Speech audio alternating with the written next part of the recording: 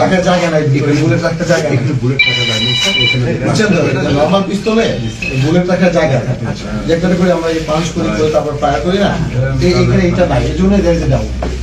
তারপর আমরা কনফার্ম হবো, আমরা কোনো সন্দেহের বিষয় থাকবো না। বুলেটের এক্সারসাইজ থাকে না, সেট করার জন্য ইয়ে থাকে। আমাদের নিজস্ব আমার বডিগার্ডের পিস্তল দেখলে বুঝতে পারতে হবে। এটাও সামনে দেখাতে পারি পরে আপনারা। এই পিস্তলের নামটা কি, মডেলটা কি? মডেল নাম্বারটা একটু বলবেন। এখানে ডাব্লিউ আর্মি স্পেক লেখা আছে, ডাব্লিউ আর্মি স্পেক কভার আছে। এটা একটা ছবিটা নেন, আসলে জায়গা বুলেট একটা ছবিটা নেন, বুলেটের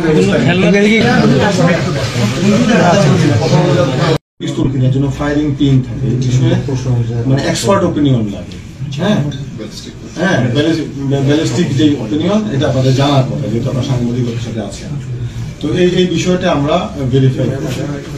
যদি এটা পিস্তল হয়, অবশ্যই তার বিরুদ্ধে অস্ত্র আইনে মামলা হবে। পিস্তল সদৃশ বস্তু হলে তো অস্ত্র আইনে মামলা। যদি এটা পিস্তল হয়, এটা যদি ফায়ারিং থাকে, এটা যদি মানে এটা যদি মানুষকে মানে লেথাল ওয়েপন হিসেবে ইউজ করা যায়, তাহলে তার বিরুদ্ধে আইনগত ব্যবস্থা বা অস্ত্র আইনে ব্যবস্থা নেওয়া। আপাতত কি ব্যবস্থা নেবে? আপাতত আমরা এই ঘটনার সংক্রান্তে আমরা তাদের বিরুদ্ধে আমরা মামলা নিব। মামলা কি হয়েছে কিনা? পিস্তল যদি এটা হয়, তাহলে অবশ্যই অস্ত্র আইনে মামলা হবে। এতে কারোর প্রতি আমাদের তো কোনো ইয়ে নেই। মানে যদি অস্ত্র কেউ ক্যারি করে এবং যদি অস্ত্র ফায়ারিং পিন থাকে, এটা যদি অস্ত্র হিসেবে প্রাণঘাতী অস্ত্র হিসেবে ব্যবহৃত হয়, এটা উপযোগিতা থাকে, তবে অবশ্যই তার বিরুদ্ধে অস্ত্র আইনি ব্যবস্থা হবে। এই বিষয়ে সন্দেহের কোনো অবকাশ নাই।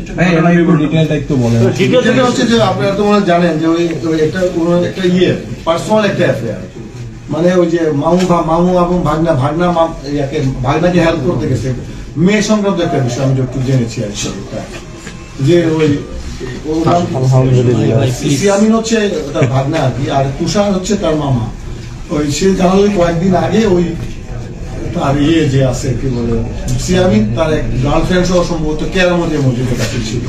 ওই সময় তার এক্স যে বয়ফ্রেন্ড যতটুকু শুনেছি আপাতত, এটা কিন্তু কনক্লুসিভ